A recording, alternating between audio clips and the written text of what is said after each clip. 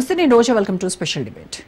పేరుకు మాత్రమే ప్రజాస్వామ్యం. అమెరికాలో అడుగడుగునా నిరంకుశత్వమే కనిపిస్తోంది. ప్రజాస్వామ్యానికి అగ్రగాములవని గర్వించే అమెరికా నేడు అడుగడుగునా నిరంకుశత్వానికి వేదికవుతోంది.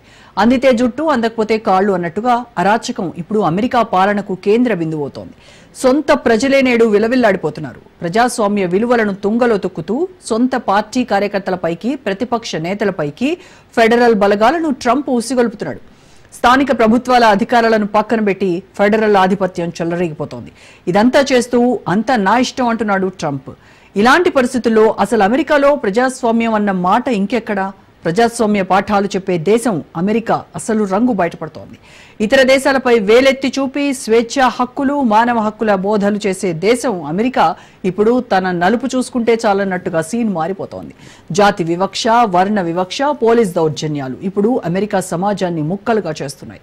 ఇతర దేశాలపై ఒత్తిడి పెంచుతున్న ట్రంప్ దేశీయంగా తనకు అడ్డం వస్తే ఇక అంతే సంగతులు అంటున్నాడు. ద్వంద్వ వైఖరితో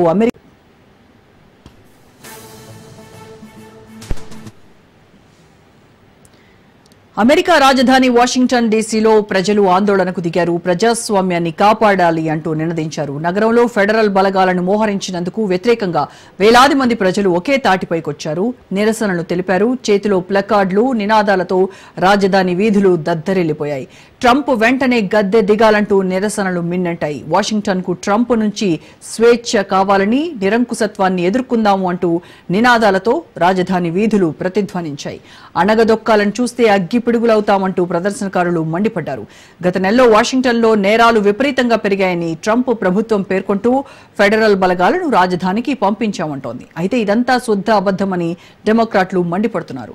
వాషింగ్టన్లో జరిగిన ఈ నిరసన ఒక సాధారణ ఆందోళన కాదు. ఇది స్వేచ్ఛ కోసం, ప్రజాస్వామ్యం కోసం, స్థానిక హక్కుల కోసం సాగిన ఉద్యమంగా చూడాలి. మరి ట్రంప్ వెనక్కి తగ్గుతారా లేదా అన్నది చూడాలి.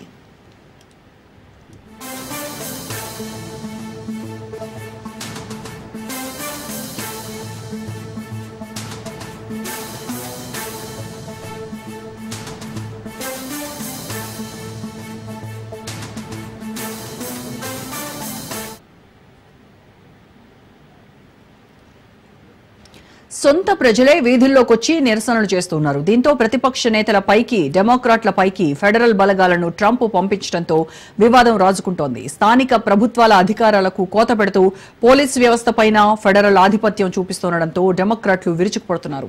ప్రజాస్వామ్య హక్కులను తుంగలో తొక్కుతావా ట్రంప్ అంటూ నిప్పులు కురిపిస్తున్నారు. ఇన్నాళ్లు ప్రజాస్వామ్యానికి తాము బ్రాండ్ అంబాసిడర్లమని చెప్పుకున్న అగ్రదేశం ముసుగు రట్టవుతోంది. స్థానిక ప్రజలే ప్రజాస్వామ్యం ఎక్కడా అంటూ గళం విప్పుతుంటే ఇక అమెరికా గురించి వేరే చెప్పుకోవడానికి ఏముంటుంది? ప్రజాస్వామ్యం అంటే కేవలం మాటలకే పరిమితం కాదు. ప్రజల స్వేచ్ఛను గౌరవించడం, స్థానిక ప్రభుత్వ హక్కులను కాపాడటం, భిన్నాభిప్రాయాలను సహించటమేనని వేరే చెప్పక్కర్లేదు. అయితే అమెరికా నేడు ఈ విలువలన్నింటికీ తిలోదకాలిస్తోంది.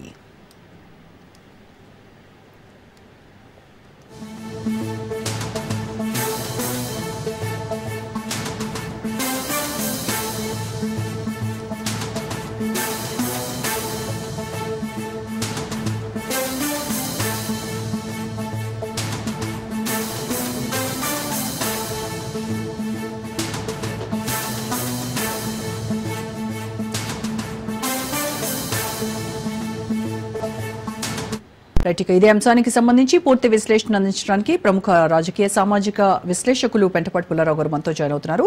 నమస్కారం పుల్లారావు గారు. ట్రంప్ పాలనలో అమెరికన్ డెమోక్రసీ ఈ రకంగా బలహీనపరుతుంది అని మీరు ఎప్పుడైనా ఊహించారా? అంటే వాషింగ్టన్ డీసీలో గత కొంతకాలంగా నేరాలు పెరుగుతున్నాయి అనేటువంటి సాకుతో అక్కడ ఫెడరల్ బలగాలను మోహరించడం ఈ రోజు ఆందోళనకు మేజర్ గా అదే ప్రధాన కారణంగా తెలుస్తోంది. సో మొత్తం మీద చూస్తే ఫెడరల్ బలగాలను మోహరించడం అనేది federal versus state power dynamics ని ఎలాంటి చేంజెస్ తీసుకొస్తుందంటారు? చాలా విశేషమైన ప్రశ్న మీరు అడిగారు. మీరు ఒక జ్ఞాపకం పెట్టుకుంటే చాలా బాగుంటుంది. ఎన్ని సంవత్సరాల క్రితం నల్లవాళ్ళకి ఓటు ఇచ్చారు అక్కడ మీకు తెలుసా? చెప్పండి. ప్రజాస్వామ్యం ప్రపంచంలో పాత ప్రజాస్వామ్యం, అమెరికా ఎక్కువ పెద్ద ప్రజాస్వామ్యం భారతదేశంలో అని వినిపిస్తూ ఉంటుంది. 1965 జాన్ కెనడీ చచ్చిపోయాక సివిల్ రైట్స్ లా తీసుకొచ్చారు. సివిల్ రైట్స్ లా తీసుకొచ్చినా అది పాటించలేదు, పని అవ్వలేదు. ఎందుకంటే అక్కడ రాష్ట్రాలే ఓట్లు రిజిస్టర్ చేయాలి, సెంట్రల్ గవర్నమెంట్కి సంబంధం లేదు. సో 65కి ఇవాళ 60 సంవత్సరాల్లో దాదాపు 30 సంవత్సరాల క్రితం ఓట్లు రిజిస్టర్ అని నల్లవాళ్ళే. ఇప్పుడు కూడా ఇంకా పూర్తిగా అవ్వలేదు. ఎందుకంటే నల్లవాళ్ళు ఓటు రిజిస్టర్ చేయడానికి ఎన్నో అడ్డాలు పెట్టారు రాష్ట్రాల్లో. నీకు డ్రైవింగ్ లైసెన్స్ ఉన్నదా, నీకు చదువు వచ్చినా, ఎన్నో పరీక్షలు పెట్టి ఫెయిల్ చేసి నీకు ఓటు ఇవ్వను అంటారు. ఇప్పుడు కూడా జరుగుతూ ఉన్నది. అప్పుడు ఫెడరల్ గవర్నమెంట్ వాళ్ళ పవర్లో వాడి ఫోర్స్ఫుల్గా ఓట్లు రిజిస్టర్ చేయించారు. జ్ఞాపకం పెట్టుకోండి. ఇప్పుడు మీరు రాష్ట్రాల హక్కుల గురించి మాట్లాడుతున్నారు. ఆ రోజు ఫెడరల్ గవర్నమెంట్కి హక్కు లేకపోతే అమెరికాలో అసలు ఓటే ఉండదు నల్లవాళ్ళకి. ఇది కొంచెం కాలంతో ఏమవుతుందంటే అంతా లాండరీకి వెళ్ళి బయటకు వచ్చేస్తారు. ఇవాళ డొనాల్డ్ ట్రంప్ చేసేది కొత్తగా ఆ సిస్టంలో అదే ఉండాలి, ఆ సిస్టంలో ఉన్నాయి. ఇప్పుడు ఎలాంటి రాష్ట్రాలు అబ్జెక్ట్ చేస్తున్నారు?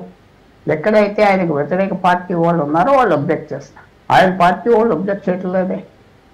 ఇది నేను ఏమంటున్నానంటే మీరు చెప్పింది కొంతవరకు కరెక్ట్ అయినా ఇది ఒక బ్లాక్ అండ్ వైట్, నల్ల తెలుపు, అది చూడకుండా మధ్యన ఒక రంగు ఉంటుంది గ్రే. ఇది గ్రే ఏమో అని నాకు అనిపిస్తుంది. అయితే ఈ వాషింగ్టన్ డీసీలో జరుగుతున్నటువంటి ఈ ప్రొటెస్ట్ ఏవైతే ఉన్నాయో ఇది అంటే ఒక మామూలుగా అంటే లైట్ గా తీసుకునేటువంటి ఒక ఆందోళన కాదు. ఇది అమెరికన్ పొలిటికల్ సిస్టంలో ఒక టర్నింగ్ పాయింట్ అనేది కొంతమంది విశ్లేషకులు చెప్తున్నటువంటి మాట. ఎందుకంటే డెమోక్రాట్స్ దీన్ని అబ్యూజ్ ఆఫ్ పవర్ గా కూడా చెప్తూ ఉన్నారు వాళ్ళు. అదే మీరు చెప్పిన దానికి మళ్ళీ నేను ఎదురు చెప్పాలి. వాషింగ్టన్ డీసీకి పార్లమెంట్లో రిప్రజెంటేషన్ లేదు, మీకు తెలుసు కదా. అవును, సెనేటర్ లేదు, కాంగ్రెస్ మెన్ లేరు. ఎన్నో సంవత్సరాలు డెమోక్రాటిక్ ప్రెసిడెంట్ ఉండి, డెమోక్రాటిక్ మెజారిటీ ఉండి సెనెట్లో వాళ్ళ కాంగ్రెస్లో అంటే పార్లమెంట్లో ఎందుకు చేయలేదు చెప్పండి. వాషింగ్టన్లో జనాభా ఏం తక్కువ లేదు. వాషింగ్టన్లో ఒక 10 రాష్ట్రాల కంటే ఎక్కువ జనాభా ఉన్నారు అమెరికాలో. సౌత్ డకోటా, నార్త్ డకోటా, ఐడోహో, అలా చిన్న చిన్న రాష్ట్రాలు తీసుకుంటే. కానీ వాళ్ళకి రిప్రజెంటేషన్ లేదే. డెమోక్రాటిక్ ప్రెసిడెంట్ ఒబామా ఉన్నాడు 8 సంవత్సరాలు, క్లింటన్ ఉన్నాడు 8 సంవత్సరాలు, బైడెన్ ఉన్నాడు 5 సంవత్సరాలు. ఆ 20 సంవత్సరాల్లో దాదాపు 10 సంవత్సరాలు మెజారిటీ ఉన్నారు పార్లమెంట్లో. ఎందుకు చట్టం పాస్ చేయలేదు చెప్పండి? వాళ్ళకి ఇవ్వటానికి నల్లోళ్ళనే ఇవ్వలేరు, మర్చిపోదు. తర్వాత అన్నిటికంటే విశేషం వాషింగ్టన్ డీసీకి మా న్యూఢిల్లీకి ఒక కంపారిజన్ కూడా ఉంది. అది క్యాపిటల్ రీజన్ కదా వాషింగ్టన్ డీసీ. సో వేరే హక్కులు ఉంటాయి, లేకపోతే ఎలా కంట్రోల్ చేస్తాం అది అక్కడ. న్యూఢిల్లీ కూడా అంతే, న్యూఢిల్లీ కూడా అంతే. యూనియన్ టెరిటరీగా ఎందుకు ఉంచారు? ఫుల్ ఫ్లెడ్జ్ స్టేట్ ఇవ్వలేదు. లేకపోతే ఇష్టం వచ్చినోడు ముఖ్యమంత్రి అవుతే ఇష్టం వచ్చినట్టుగా గెంతు వేస్తాడు, అసలు పరిపాలన ఇవ్వడు, అవమానాలు తీసుకొస్తాడు. ఇతర దేశాలు వచ్చినప్పుడు అన్నీ ఉంటాయి. పోలీస్ కూడా ఇవాళ ఢిల్లీలో కంట్రోల్ గవర్నమెంట్ ఆఫ్ ఇండియా, భూమి కూడా గవర్నమెంట్ ఆఫ్ ఇండియా. ఇది వాషింగ్టన్ డీసీలో మిమ్మల్ని తిరిగి అడిగిన ప్రశ్న. అప్పుడు డొనాల్డ్ ట్రంప్ని బ్లేమ్ చేస్తున్నారు, కానీ మరి డెమోక్రాట్స్ ఏం చేశారు? వాళ్ళకి ఒక గవర్నర్ ఇవ్వచ్చు కదా, గవర్నర్ లేదే ఇక్కడ. సో మనం ఒక సైడ్ నుంచి చూస్తే అలా ఉంటుంది, రెండో సైడ్ నుంచి చూస్తే ఇది 100 సంవత్సరాలు బట్టి ఎలా నడుస్తుందో అలా నడుస్తుంది, పెద్ద కొత్త ఏం లేదు. అంటే ట్రంప్ యాక్షన్స్ అమెరికా సొసైటీలోనే ఈ రేషియల్ టెన్షన్స్ ని పెంచుతున్నాయి అనేటువంటి ఒక వాదన. రేషియల్ టెన్షన్స్ పెరుగుతున్నాయి, కానీ ఇది కారణం కాదు. ఇది కారణం కాదు. సిటీస్ మీద అక్కడ ఒక బ్యాడ్ అభిప్రాయం ఉన్నది. ఎందుకంటే లా అండ్ ఆర్డర్ ఉండదు. ఎక్కువ మంది పెద్ద పట్టణాల్లో అమెరికాలో 40 సంవత్సరాల క్రితం వలసదారులు వచ్చారు. పల్లెటూరుల నుంచి, దక్షిణ అమెరికా నుంచి ఎక్కువ మంది వచ్చేసి అక్కడ సెటిల్ అయిపోయారు. లా అండ్ ఆర్డర్ లేదు, ఎవరు పట్టించుకోలేరు. అవన్నీ ఉన్నాయి హిస్టరీలో, వాళ్ళ హిస్టరీలో. సో ఎప్పుడైతే Baltimore, Washington DC Trump adopt చేస్తున్నాడో అది పెద్ద చాలా మంది మెచ్చుకుంటారు. కానీ నిజంగా గ్రౌండ్ లెవెల్లో జరిగేదేం లేదు. కానీ కాస్మెటిక్గా వాళ్ళే చేస్తున్నారే. నేషనల్ గార్డ్ వచ్చే నేషనల్ గార్డ్ ఏం చేయలేరు, క్రైమ్ ఆఫ్ చేయలేరు. క్రైమ్ అనేది ఇండివిజువల్. మీరు ఒకటి జ్ఞాపకం పెట్టుకోండి రోజా గారు, క్రైమ్, లా అండ్ ఆర్డర్ తేడా ఉన్నాయి. Crime, law and order. చాలాసార్లు మేము చూస్తాను తమిళనాడులో ఏదో ఒక ఇన్సిడెంట్ అవగానే అంత అరాచకం వచ్చేసింది అని ఒక ప్రభుత్వాన్ని ఇక్కడ ఉన్న ప్రభుత్వం వాళ్ళు అరెస్టే నేను ఎప్పుడు నాకు అవకాశం చెప్తా లా అండ్ ఆర్డర్కి క్రైమ్కి తేడా ఉన్నది. మర్డర్ క్రైమ్, ఒక దొంగతనం క్రైమ్. లా అండ్ ఆర్డర్ అంటే వేల మంది వెళ్ళి ఇల్లు ఆక్రమించేయటం, కొట్టేయటం, రాయట్స్, అది law and order. So Washington డీసీలో, బాల్టిమోర్లో ఫీల్ అయ్యేది క్రైమ్. క్రైమ్ ఆర్డర్తో కంట్రోల్ చేయలేదు, లా అండ్ ఆర్డర్ కాదు. లా అండ్ ఆర్డర్ అంటే రాయట్స్ అవి చేసేవారు బ్లాక్ పీపుల్, వాళ్ళు భరించలేక వైట్స్ చేసే పని. చాలా మంది మర్చిపోతారు, మీరు జ్ఞాపకం చేస్తే బాగుంటుంది. 2000 సంవత్సరం వరకు లేకపోతే 1990 సంవత్సరం వరకు వేరే బాత్రూమ్లు ఉండే నల్ల వాళ్ళకి తెల్ల వాళ్ళకి బస్ స్టాండ్స్. నీళ్లు తాగటానికి వేరే ఫౌంటైన్స్ ఉండేవి, బ్లాక్ వైట్ అనే. అది అంతా మర్చిపోతారు, ఎందుకంటే అది ఆ టైము. ఇప్పుడు మనం ఎలా చెప్తాం, ఒక మార్పు వచ్చింది అమెరికాలో, చాలా గొప్ప మార్పు వచ్చింది. అలాగే భారతదేశంలో కూడా విశేషమైన మార్పు, ఇంకా ఎక్కువ మార్పు భారతదేశంలో వచ్చింది 30-40 సంవత్సరాలు. సో ఇది ఇప్పుడు కమింగ్ బ్యాక్ టు అమెరికా. ఆ సిటీలో క్రైమ్ ఉన్నది, క్రైమ్ అంటున్నారు, లా అండ్ ఆర్డర్ కాదు. క్రైమ్ అని పోలీస్ కంట్రోల్ చేయలేరు, ఎందుకంటే లోకల్ పోలీస్ మీద ప్రెషర్ వస్తుంది, ఎవరినైనా అరెస్ట్ చేయగానే వదిలేయమని. ఎక్కువ మంది మేయర్స్ వాషింగ్టన్ డీసీ, బాల్టిమోర్ నల్లవాళ్ళు, ఎందుకంటే జనాభా ఎక్కువ ఉన్నారు, తెల్లవాళ్ళు పారిపోయారు, సిటీస్ నుంచి పారిపోయారు, పక్క గ్రామాలకు వెళ్ళిపోయారు పక్క. సో బ్లాక్ కంట్రోల్లో ఉన్నది. ఎక్కువ సిటీస్, లాస్ ఏంజలస్ తీసుకుంటే పెద్ద సిటీ, అలాగే న్యూయార్క్, వాషింగ్టన్ డీసీ, క్లీవ్లాండ్లో, షికాగో, ఫిలడెల్ఫియా అంతా బ్లాక్ మేయర్స్ ఉన్నారు, ఎందుకంటే జనాభా వాళ్ళు ఎక్కువ ఉన్నారు. సో ఈ ఇబ్బందులన్నీ ఉన్నాయి, కలపలేకుండా ఉన్నది. బయటకు ఎలాగంటారంటే ఒకరు ఏదో చేసేస్తున్నారు, అరాచకం లేదో కొంచెం కాస్మెటిక్గా జరుగుతుంది. దానివల్ల కొన్ని రోజుల తర్వాత అందరు మర్చిపోతారు. ఈ పోలీసు బ్రుటాలిటీ కానీ లేదంటే డిస్క్రిమినేషన్స్ కానీ ఈ క్రైసిస్లో ఎలాంటి రోల్ ప్లే చేస్తాయి అంటారు? తప్పకుండా మీరు అన్న పాయింట్, బ్రుటాలిటీ ఉండాలి, డిస్క్రిమినేషన్ ఉండాలి. ఒక నల్లవారి కనుక తప్పు చేస్తే వాడు వదలరు, అవకాశం దొరికితే వాడు కొట్టేస్తారు, బెయిల్ ఇవ్వరు. చాలా ఉన్నాయి అవకాశం దొరికితే. వాడు దొరికేదంటే మాత్రం వాడికి చాలా ఏడిపిస్తారు. చిన్న మామూలు తెల్లవారు చేస్తే క్షమించేస్తారు, వార్నింగ్ ఇచ్చేస్తారు. అది 100% ఉన్నాయి. ఎలా కంట్రోల్ చేస్తారు? కంట్రోల్ చేయలేరు.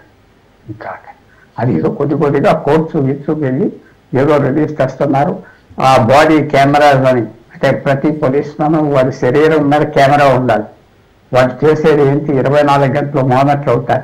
ఒక కారు దగ్గరికి వెళ్ళి కారు ఆఫ్ చేస్తే కెమెరా ఆన్ అవ్వాలి. వాడు ఏం మాట్లాడుతున్నాడు, ఎలా ప్రవర్తన, దానివల్ల దొరుకుతున్నారు ఎక్కువ మంది. ఇవాళ ఇప్పుడు ఈ టెలిఫోన్ కెమెరాస్ వల్ల కూడా చాలా వరకు కొద్దిగా సేఫ్టీ టైం పడుతుంది. టెక్నాలజీ ఇంకా పెంచాలి, అప్పటి వరకు దొరకరు.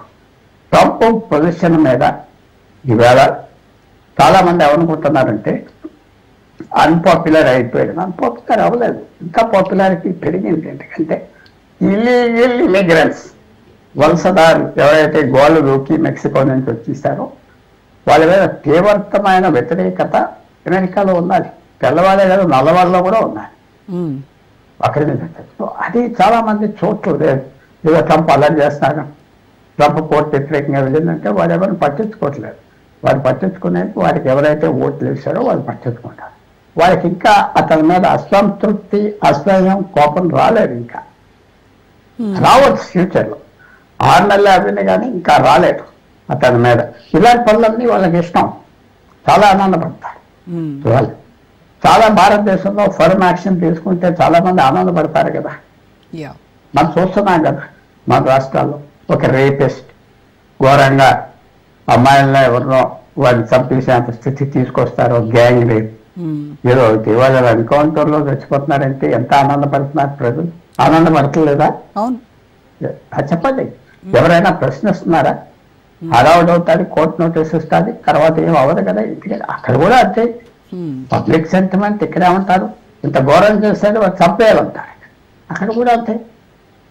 సో ఇక్కడ మనం అక్కడ పాయింట్ చేయటం కరెక్టా? ఆ ప్రశ్న మీరే ఆన్సర్ చేయాలి. ఇప్పుడు ఈ ఫెడరల్ ట్రూప్స్ చెప్పేది కూడా అంటే డిప్లాయ్మెంట్ నేరాలు పెరుగుతున్నాయి అని చెప్పడం అంటే అది రియల్గా జస్టిఫైడ్ అని అంటారా? అంటే డేటా స్టాటిస్టిక్స్ ఆధారంగా కనుక చూస్తే ఇది ఒక పొలిటికల్ మోటివేటెడ్ యాక్షన్గా అనిపిస్తోంది. Correct, political motivated action. ఆయన ఓటర్లు ఎవరు అక్కడ లేరు ఆ సిటీలో. ట్రంప్ అమెరికాలో చాలా రాష్ట్రాలు గెలిచాడు, కానీ న్యూయార్క్ గెలవలేకపోయాడు. ఆయన సొంత ఊరు గెలవలేదు కదా. 2 సార్లు పోటీ చేశారు, 3 సార్లు పోటీ చేశారు. ఒకసారి 2016లో ప్రెసిడెంట్ అయ్యాడు, 2020లో ఓడిపోయాడు, 2024లో గెలిచారు. కానీ న్యూయార్క్ ఆయన సొంత పట్టణం ఎంటికేయలేదు. ఎక్కువ ఓటర్లు బ్లాక్స్ లో వాళ్ళు ఉంటారు, ఆయనకు వ్యతిరేకం. అప్పుడు మెల్లిమెల్లిగా మారచ్చు ఫ్యూచర్లో. సో ఆయన వాళ్ళ గురించి ఆలోచించట్లే. ఎక్కడో ఒక 1000 మైళ్ళ దూరంలో ఉన్న పల్లెటూరులో ఉండే వాళ్ళకి టీవీ మీద కనపడితే ఆనందపడతారు, చాలా ఆనందపడతారు. ఓ ఇంత గట్టిగా చేస్తున్నారు ట్రంప్ అని, ఇంత యాక్షన్ చేస్తున్నాడు, నొక్కేస్తున్నాడు, అక్కడ లా అండ్ ఆర్డర్ లేదు, దొంగలు అని ఫీలింగ్ ఉన్నారు కాబట్టి చాలా ఆనందం. ఆ బేస్ హ్యాపీ. ఇక్కడ ఓట్ బ్యాంక్స్ అంటాం కదా మనం, లేకపోతే నాన్ ఓట్ బ్యాంక్స్ అంటాం కదా, వాళ్ళు హ్యాపీ అవుతారు. ఆ రాజకీయ పార్టీ లేకపోతే వాళ్ళ కులాలకి వాళ్ళ మతాలకి చేస్తూ ఉంటే ఆ ఓట్ బ్యాంక్స్ హ్యాపీ అవుతారు కదా. వాళ్ళు ట్రంప్ చేసే పని అంతే చేస్తారు.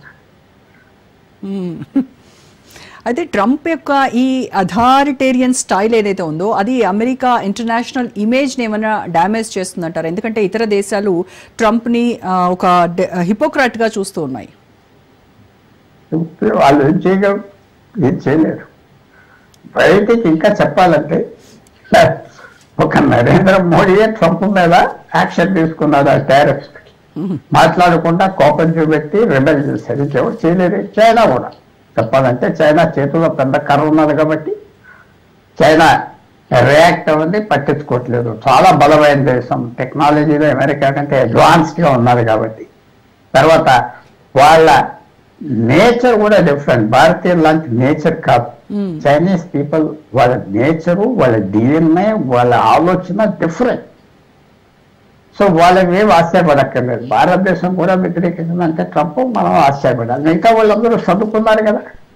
యూరోప్ నుంచి ఎవరు మాట్లాడలేదే, ఎవరు మాట్లాడలేదు. అందువల్ల వాళ్ళు ఏమన్నా వాళ్ళు ఆయనకు ఓటు వేయరు కదా. ఆయన చూసేది వాళ్ళని చూడలేదే. ఆయన ఓటర్లు ఆయన చూసుకుంటున్నారు. ఎస్, వచ్చే నవంబర్ 26లో పెద్ద పరీక్ష ఉంటుంది అమెరికాలో. 2 సంవత్సరాలకు ఒకసారి వాళ్ళ పార్లమెంట్ లో ఎలక్షన్లు వస్తాయి. అప్పుడు ఏమవుతుందో చూడాలి. ఆయన గెలుస్తాడో ఓడిపోతాడో అది చాలా ఇంపార్టెంట్. కానీ ఇంకా 15 నెలల టైం ఉన్నాయి. ఏమవుతుందో మనం చెప్పలేం. ఇప్పుడు వాషింగ్టన్లో జరిగేటువంటి ఈ ప్రొటెక్ట్స్ అంటే ఇతర సిటీస్కి ఏమైనా స్ప్రెడ్ అయ్యేటువంటి ఛాన్స్ ఉందంటారా? ఇట్స్ లైక్ 2020లో మనం చూసాము బ్లాక్ లైవ్స్ మ్యాటర్ మూవ్మెంట్ అనేది ఒకటి చూసాము. దాంతో కంపేర్ చేస్తే దీనికి ఉన్నటువంటి సిమిలారిటీస్ ఏంటి, అలాగే డిఫరెన్సెస్ ఏంటి అంటారు? ఒకటైనా ఆయన పట్టించుకోడు కదా. ఆయన ఆనందపడతాడు. ఆయన పట్టించుకోడు. ఆయన ఆనందపడతాడు, ఆయన అటాక్ చేస్తాడు. ఆయన బేస్ కాదు కదా. అమెరికాలో సిస్టమ్ ఏంటంటే న్యూయార్క్లో ఒక 4 కోట్ల జనాభా ఉన్నారు. ఊరికిన ఊహ చెప్పిన 500, దాంట్లో 3 కోట్ల మందిలో ఎంతో ఓటర్లు.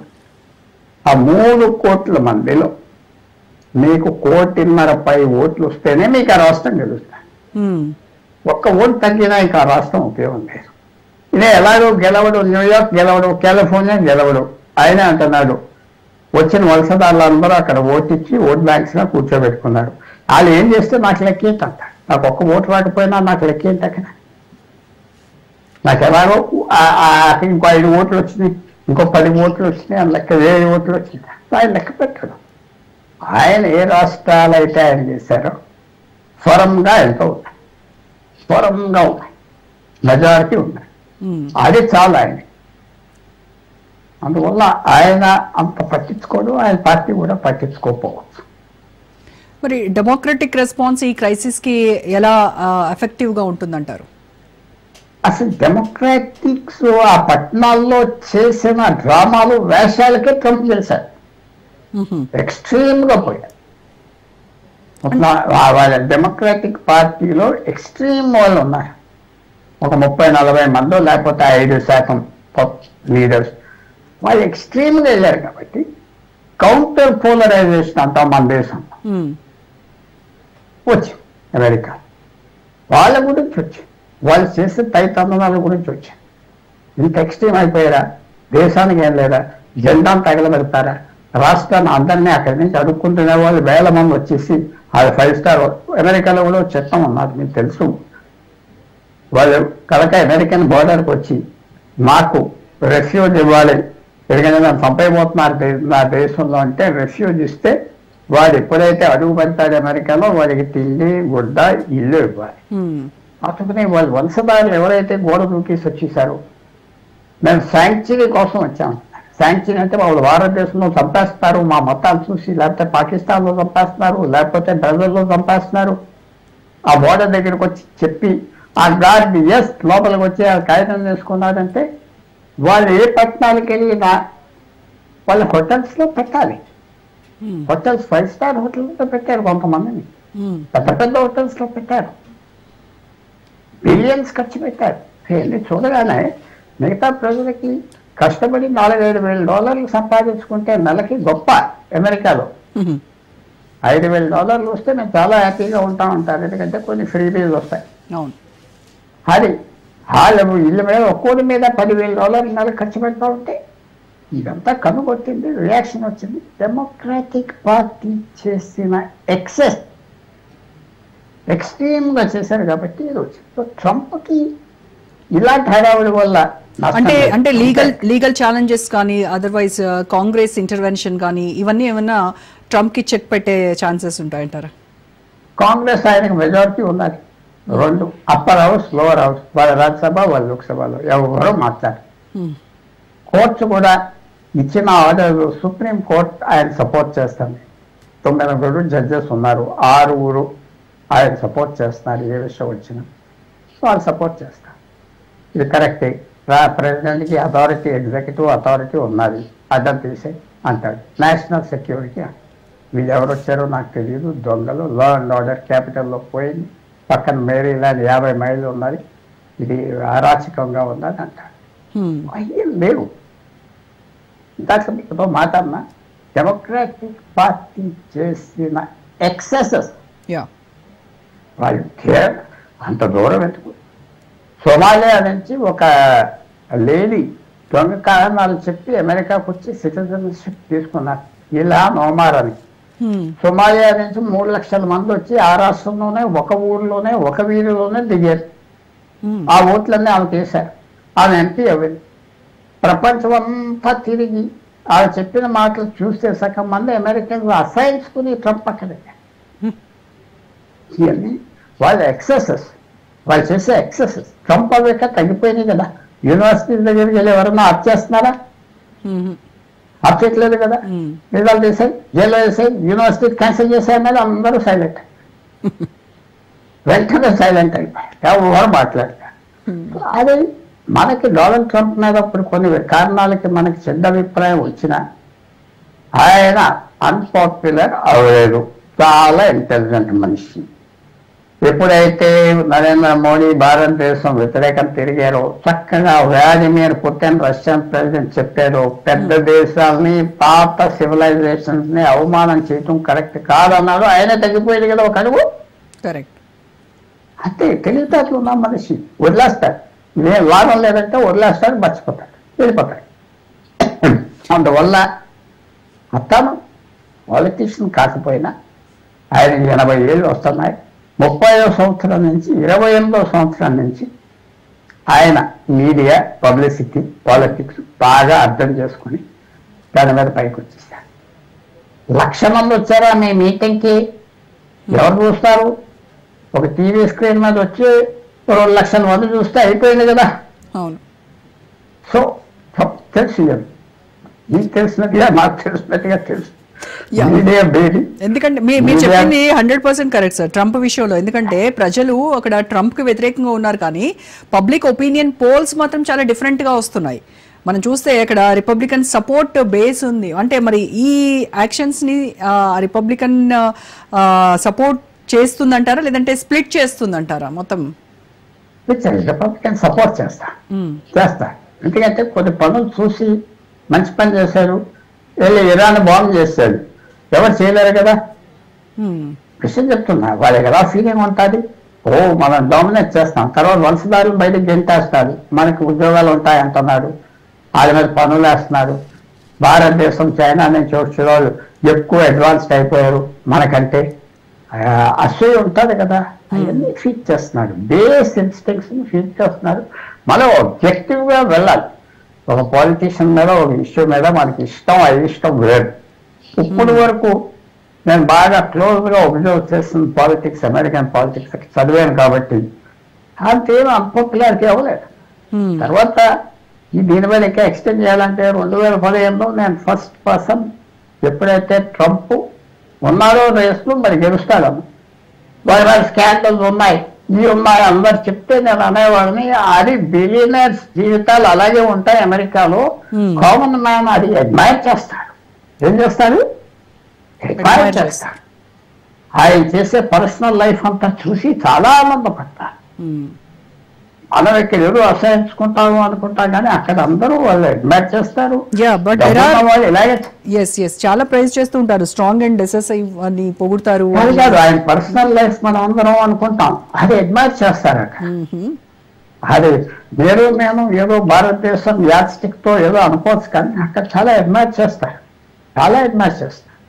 చెప్పే టీవీ మీద బాగోదు, కానీ అడ్మైర్ చేస్తారు. రిచ్ పీపుల్ ఇలాగే ఉంటారు కదా, ఇలాగే చేస్తారు కదా అని. తప్పేంటి? మనం చేయలేము, మనకి డబ్బు లేదు కాబట్టి మనం చేయలేము, అంతే కదా కదా. ట్రంప్కి అండర్స్టూడ్ పాలిటిక్స్, లైఫ్ బ్రహ్మాండంగా అర్థం చేసుకున్నాడు మనిషి చాలా. And on the face of it is not a bad person. So under current ఆయనకి చాలా హ్యూజ్ ఫ్యాన్ బేస్ ఉందంటారు, ఆయన personal life style fan base ఉన్నది. కొన్ని మంచి గుణాలు ఉన్నాయి, కొన్ని మంచి గుణాలు ఉన్నాయి, రివార్డ్ చేస్తాడు, క్షమిస్తాడు, కొన్ని మంచి గుణాలు ఉన్నాయి. సో అయితే లాంగ్ టర్మ్ లో ఈ ప్రొటెస్ట్లు కావచ్చు, ట్రంప్ పాలసీస్ కావచ్చు, ఇవన్నీ అమెరికన్ డెమోక్రసీని స్ట్రెంథెన్ చేస్తాయంటారా, వీకెండ్ చేస్తాయంటారా? చెప్పలేం, సమయం చెప్తారు. అక్కడ వచ్చిన ప్రాబ్లం ఏంటంటే చాలా ఇన్స్టెబిలిటీ వచ్చేసారు. దాదాపు 30% జనమో 20% జనం ఆ దేశంలో పుట్టలేదు ఇప్పుడు ఉన్నవాళ్ళు. పర్సెంటేజ్ నాకు కరెక్ట్గా చెప్పలేకపోతున్నా. తప్పకుండా ఫస్ట్ జనరేషన్ అమెరికన్లు ఎవరు అక్కడ పుట్టలేదంటే 25% ఉంటారు. 100% నాకు అది ఇన్స్టెబిలిటీ ఉంటుంది కదా. అది దాని వల్ల ఆ పూర్వం ఉన్న స్ట్రక్చర్స్, అలవాట్లు, మర్యాదలు ఉండవు కదా. ఎంతవరకు ఎందుకు? నేను హైదరాబాద్లో జనాలు ఎలా బిహేవ్ చేస్తారు, దట్ సేమ్ పర్సన్ పల్లెటూరు వెళ్ళి 400లో ఎలా బిహేవ్ చేస్తారు, అది కొంచెం మర్యాదగా ఉంటుంది కదా. అంతే ఆ ఇన్స్టెబిలిటీ ఉన్నది అమెరికన్ సిస్టంలో. పాపులేషన్, కొత్త పాపులేషన్ వచ్చింది కాబట్టి. కానీ అతను ఏదో అయిపోయాడు అన్పాపులర్, ఎవరో న్యూస్ పేపర్లో చదివాం అంటే అది కరెక్ట్ కాదు. It's very popular. Right, okay, thank you so much Pullarao గారు. ఇది వాళ్ళ special debate. Stay tune to Raj news.